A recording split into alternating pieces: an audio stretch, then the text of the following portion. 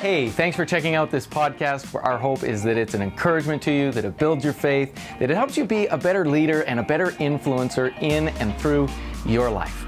If this is helpful to you, we'd love you to subscribe and also share it with somebody else to encourage them too. Thanks.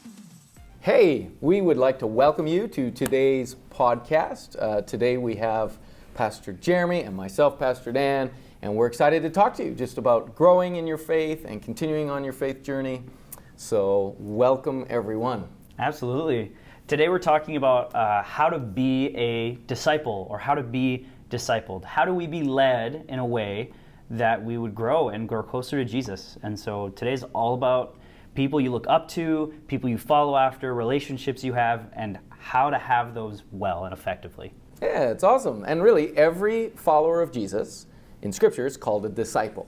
Right? And the idea is that we are supposed to be disciples, and we're supposed to be disciple makers. Absolutely. So that's the Christian journey, is we help other people become disciples, and we be disciples ourselves. And so we're talking about that journey, and then in particular, we're saying, because you could go 100 directions there, right? There are lots of topics on this. Christian life, so we go everywhere.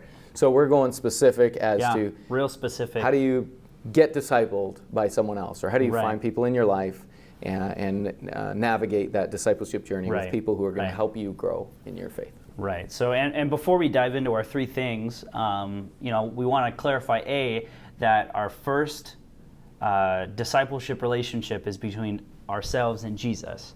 Yes. If the word disciple means wanting to follow after someone in the hopes of being like them, our first discipleship relationship is to Jesus. Right. This podcast, while it will help you in that, this podcast is about being discipled under another person. Right. Or people we look up to be examples to us. Happens all the time in Scripture. And God commands us to go and make disciples. A big piece of that discipleship journey is being discipled ourselves by other people. Yeah. So discipleship goes inward, right? It's me and Jesus, me being a discipled one under Jesus, growing in Him, getting to know Him better, all of that. That's the internal side of discipleship. Right. And then discipleship is external. Yeah. Right? It's people helping me grow, me helping other people grow. Yeah. It's relational in nature. It's individual in nature, and it's relational in nature. Right. It's Absolutely. Both. And so we're going to handle one area of the relational side. Right. Awesome. And so today's podcast is all about how do you be a good disciple to others? Right. How do you follow after people well? Yeah. We'd almost call that coming under someone Coming under else. Somebody. Yeah. To learn, to grow, to develop. Absolutely. And so the way I'm even framing it is, what are three things that I wished I knew 10 years ago or 5 years ago? What are some things I've found vital, and what are things you found vital over the last bunch of years in being discipled under people? Right. And so, the nature of it is you find somebody that's following after Jesus, who's further along on their path than you are, and you don't have to be just like them. They're going to have a different personality, but you look at somebody and you think, man, this person does such and such a thing super well with the way they live. I want to learn how to do that. Whether it's how they treat other people, or their biblical knowledge, or just how they're a father or a husband or a wife or a daughter, or whatever person they are. You look at them and think, I want to be like them in this area or that area, so I want to be discipled by them. Right. In fact, you could, by way of example, you could have someone who you were discipling them in some areas, and they were discipling you in some areas. But the goal is to find people in your world that are going to help you grow along your faith journey. Absolutely. So we've got three things to share with you that are vital to being a good disciple. The first one is, be careful about your expectations. Yes, sir. So what should you expect from a person discipling you? Well, try not to expect too much, because expectations are the mother of disappointment, right? Yeah. So whenever we put expectations on somebody else, we're just setting them up for failure, setting ourselves up for disappointment. Right. There's tension in that, and and that can cause all kinds of challenges. So when you see somebody and you're like, man, I want to be discipled by them, I want them to mentor me, or I want them to influence me. Know that that person is a human. Yes. They're a person, and your first step should be, I'm going to go make friends with that person. Right. I want to meet them like I would anybody else. Right. I want to get to know them and learn their boundaries and respect their boundaries. Yeah. Communicate clearly. Hey, would you like to meet every once in a while? Yeah. That sentence does not mean meeting every week. Right. That sentence means meeting once in a while. Yeah. If you say, hey, would you like to meet once every 2 months? There you go. Yeah. You're figuring out boundaries and expectations. Yeah, you're working that out. Work it out. And as you enter into any kind of relationship, really, right, you can only control your side of it anyway. Exactly. So you don't go in going, well, they better this, or this. Yeah, you just go in going, well, I would like things. The way to do it is to say, I have desires, not expectations. Right. I'd like to learn from you. Totally. But I don't know what your life looks like. Right. And I don't know if our personalities even click. But, let's get to know each other and see where that goes. Yeah. When I was growing up, when I first became a Christian, I was like, man, when I tell you, with my youth leaders, I looked at them and I did not think even twice about what their life was like. I just thought, I want to be just like them, right. and they've got to spend all their time with me. Like, let's meet once a week. Let's do this. Let's do that. They're going to pour into me, and and I had all these amazing expectations, and by the grace of God, they were very gracious to me. Sure. And did invest time into me. Yeah. But over time, as I became an adult, I would look back and think, I took them for granted. Like, right, I had so much high expectations on them. Yeah. And I should have been more thoughtful and less selfish. I was very self-absorbed at the time. And you don't appreciate it if it's an expectation, because this is the difference between a desire and an expectation. With a desire, if somebody fulfills that for you, they've blessed you. Right. With an expectation, if somebody fulfills that for you, they've only given you what they owe. Right. Or what you perceive they owe. Right. And so they've just done what they should have done. Sure. Right? Yeah. So between my wife and I, if I'm doing the dishes at home, and she expects me to do the dishes, right. I finish the dishes, I don't get a pat on the back, I don't get an attaboy, I don't get a you're so amazing, right? Because I just did what was expected of me, for crying out loud. Right. But if she desires me to do the dishes but doesn't expect me to, and I do the dishes, man, she's all over that. She's like, that was awesome, thank you so much, right? So that's how we have to manage our own hearts move our expectations over to desires so that we can relate well and appreciate the blessings. Be thoughtful about the person that you want to mentor you. Yes. And be open-handed with what comes out of it. Yes. Talk to them like you would anybody else. And decide and communicate. Like, hey, I would love to learn about how you live your life as a father. Right. So like you and I don't, like we have, you mentor me in a bunch of areas, but we don't meet on a regular basis. We just kind of we live around each other. It happens organically in our lives. Down the hall, and I just learn stuff from you as I go. And what I don't do is expect you to meet with me every 2 days or anything like that. Like my expectations of you are, you have a life and a full, we got a full load, things to do. And I'm going to be around you, but my expectations are very low in that I don't expect anything from you, but I do desire to learn from you. So whenever I get a chance, like this podcast, for example, I get to learn from you. Yeah.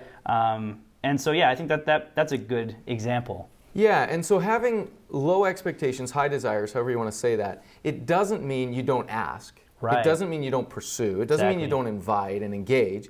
It just means that you do that with a heart that's very understanding and that's gracious. Totally. And it doesn't have a sort of, again, a blaming, you owe me attitude about it, right? It's sort of a worldview of how you approach life. And another bit about expectations is, man, I had a professor in college, and I looked up to this guy so much.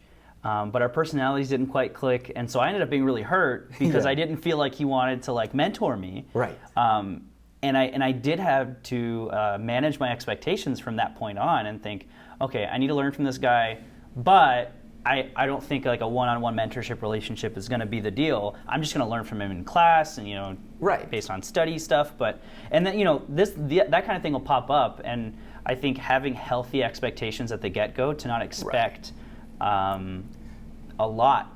You know what I mean? Yeah. So once you could get over that, emotionally, mentally, then it was good. once you got through that hurdle, he could still mentor you. You could still learn from him. Exactly. Not in the way you were originally thinking or expecting, but still in a valuable way. And you would have lost that had you just hung on to that your paradigm or your My model. expectation, it has to look like this. Exactly.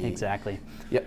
So number one is manage your expectations of the human being you want to learn from. Yes. And they're not perfect, right? Like no one that you look at is going to be perfect. And so you can't look at someone and say, I want to be just like that person in every way. Maybe consciously pick some areas that you want to learn from that person in. That'll help with your expectations as well, I think. That's great. So number one, manage your expectations. What's number two? Number two is be curious. Be curious. Right? Come with that curiosity, that wanting to learn, wanting to grow. I find this too. If I go into a mentoring relationship, somebody I'm trying to learn from, and I'm not in a hungry, humble, just wanting to learn mood, I can just shoot the breeze for an hour with them and not learn anything. Right. And in honesty, I'm wasting their time. Oh. Which I feel bad about sometimes. Don't waste. If someone wants to meet with you and mentor you, go into it with a posture of open hands, like you want to learn from them. Right. That you want to hear the ideas they have. You want to spend most of the time asking and not most of the time sharing. Right. I think at the beginning of a mentorship relationship, you should share about yourself so they can get to know you. For sure. But man, a lot of, if not most, of your mentoring relationship should be that of asking questions. Exactly. What do you think about this? Is there ever a time in your life where you dealt with this? And honestly, if they have an eye for seeing you grow, they'll ask you the right questions. And they'll ask for you to share. Totally. And you don't want to overload with information. Right? Sometimes it's just, we all love talking about ourselves. And we all love sharing our stories and our journeys and all of that, which is great to do. It's just that when you have somebody, an opportunity to learn from someone, you want to come ready to learn. And so you might want to offer them context, and in fact, you usually do, and share some of your journey and your story in bits and pieces. But you don't want to load up the conversation so much with your own opinions, ideas, and journeys and stories that there's no space for them to offer input. You want to create a vacuum for them to fill. Right. There are spaces where you want to share with someone and find validation. Yes. But know with that expectation bit, you should go into it wanting to learn from that person. So I'll just confess my sins here. Sure. My insecurities can sometimes get in my way here. Okay. So sometimes I'll meet with somebody that I'd love to learn from, but I want to. I'm focused so much on looking cool or being impressive or just not saying something stupid that I don't come curious enough. My focus isn't enough on the curiosity and on the learning. It's too much on just adapting to the time or making the time good, and I miss out when I do that. So what I've had to learn to do is push my insecurities aside and come just ready to learn and hungry to learn. Yeah, and with that curiousness, it doesn't have to be in a sit-down meeting where you ask questions either. Right. With anyone you look up to, yes, you should have a curious spirit about asking good questions. Right. And so like, I'm sure I ask you tons of questions about like parenting stuff, or just a lots of times I'll pop into your office and ask you about Bible stuff. Like I'll be stuck on a sermon, or it's even a sermon I feel good about, but I want your insight. And so I'll just ask you a question. We don't have an official mentorship like meeting time. I ask you a question. I ask if you have a minute. I ask you a question. You give me some awesome stuff. I go away and deal with that. And I think just in general, I try to do that with people I look up to in general. I ask them stuff. And I think by far the best learning in life happens along the way. Rather than in the classroom, if you will. Oh man. So it's as I'm wrestling with something. Exactly. If I can give somebody a call, a text, a pop over, and even write that down and be like, hey, I was wrestling with this because of this situation the other day. Now that I'm in my meeting with this person, I'm ready to ask this question because it came up. So it's during the course of life that we learn the most things. I love how Jesus modeled it. So at the end of Matthew, he says, go therefore and make disciples of all nations. He has this big mandate to go and make disciples. And it wasn't until recently that I asked, how does Jesus want them to do that? Right. And then it just hit me like a brick. I'm like, well, he just showed them. Yeah. He walked with them for 3 years. He did life with these guys. Right. They went around and they learned by doing. Right. So they walked through life. That's life on life, doing life together. You learn from each other. And that being said, that can happen in multiplied ways. Totally. So I might be mentored by somebody I've never met. Right. Simply by watching, observing how, like, so let's say I'm trying to learn to be a better communicator. So I'm a communicator. So I could watch their communication. Right. Read their online blog posts and read their emails or whatever. Right. And I would be learning, if I'm curious enough, from their communication. Or, you know, I always joke that it's not a joke, but I say it to get people surprised or whatever, that many of my best mentors are dead. Yeah. You know, and they've been dead since before I was born. They're people who lived centuries or decades ago, right? And they've mentored me through their books and through their lives and through biographies about their lives. Right. So there's lots of ways we learn from others when we have that curious spirit. Right. So the first one is manage your expectations well. Yes. The second one is to be curious. Yeah. And the third one is be what? I guess it would be... We struggled to get a word for this, didn't we? Yeah.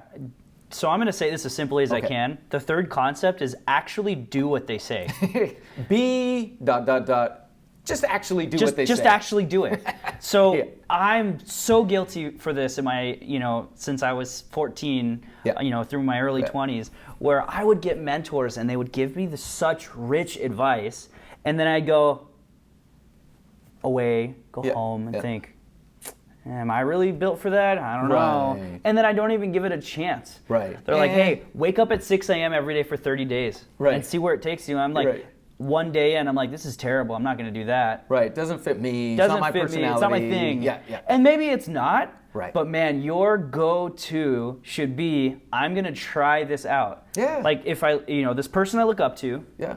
Who, if I look up to them in this specific area and they give me advice, they've given you knowledge that they've lived out, and they've given you a key. Right. Man, use the key. Right. Do it. Actually try it. Right. Die to yourself a bit and wake up at 6 a.m. for 30 days and see where it goes. At the end of 30 days, if you say, it's not for me, it's not for you. Yeah. But man, if you go to the end of those 30 days and on the 28th day you're like, oh, I see what he means. I'm an early bird now. I can wake up in the morning, which still isn't me. But you would at least tried on the shoes and walked a mile. Totally. So just to kind of, I don't know, give context to this. I think in our culture we're so individualistic. Right. And we're so opinionated, if that's the right word, or we're so concerned about being our own person. Right. In other cultures, and I've had the opportunity to do lots of ministry with various other cultures, it's amazing to watch how seriously people take the words of a mentor, discipler, leader. Right. Just like, wow, if you told me that, leader, then I'd be crazy not to at least give it a go. Yeah. And I think there's a balance. Sure. I think you do have a right to your own opinions, of course, and your own views, and you don't just do everything somebody else says. But your rule of thumb. Yeah, I just think in our culture, in our we tend to be too individualistic, too. We take those things as suggestions. Exactly. And they get left in the suggestion box. Yeah. On the top of our bookshelf, collecting dust. And then we just kind of go with this little you do you. You do right? you. Yep. Now, I'll just do me, and I know that's your suggestion. I know that's your advice, but I'm right. And I think we miss out on a lot of growth and learning. If 90% of the time you take seriously at least those suggestions and make them actionable, if 90 to 80 or 90% of the time you do them, you're going to grow. Totally. You're going to get the most out of those relationships. So if you're curious, right, that first bit where you're asking lots of questions, and that this bit of that you actually take those suggestions and act upon them, it's huge. Yeah. And so, man, when you find somebody, let's say somebody that's really good at carpentry, they say, if you I don't know anything about carpentry, but let's say we're talking about like beveling edges. Sure. Bevel 30 edges of this scrap wood here, and you're going to get really good at beveling edges. Right. And then you just don't. Right. You're like, well, what was the point of asking the question if you weren't going to do anything about it? Totally. It's like when you ask your friend, should I go with green or blue? And they say, go with blue. And you're like, nah, I'm gonna do green. Totally. It's like, well, why did you ask? Totally. So when you're meeting with a mentor and they are trying to give you strategies to grow, right, man, try out the strategies. Right. You're genuinely looking for advice, not just for somebody to affirm what you've already decided. Right?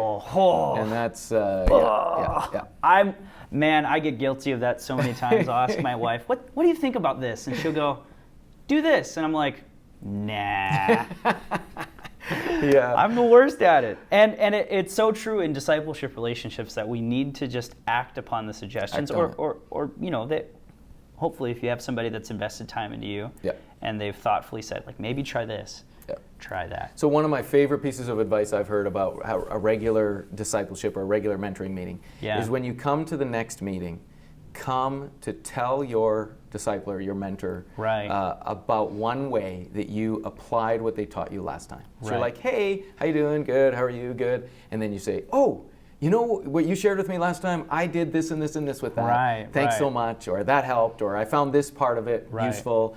Blah, blah, blah. And I'll tell you that it triggers something in both people, right? It's encouraging to the mentor, like, oh, you actually do this. Ooh, I better think about what I say and make sure it's helpful.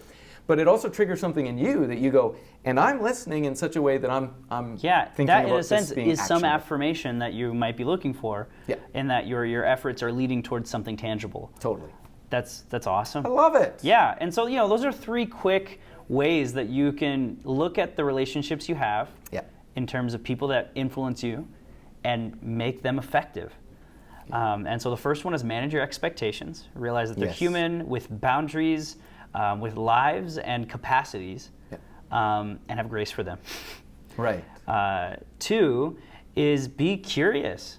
Go to whoever you look up to with questions about how they got good at what they're good at, or how did you get so wise in this area, or and you'll be surprised what you learn when you come in with a curious heart. And the third one is just do the thing. Do the thing. Do what they suggest you to do, within reason, obviously. Like, you might get some guy who suggests something crazy, but within reason, take the suggestions of a wise person that you've decided to go under and learn from. So those are our 3 things. Super helpful. And I hope that's a blessing to everybody who joins in on today's podcast. Awesome. Next week, we're going to talk all about how to make disciples and be a good disciple. Right. So we'll turn it the other direction. Pivot. Yeah. Awesome. Cool. Have a great week, everybody. Awesome.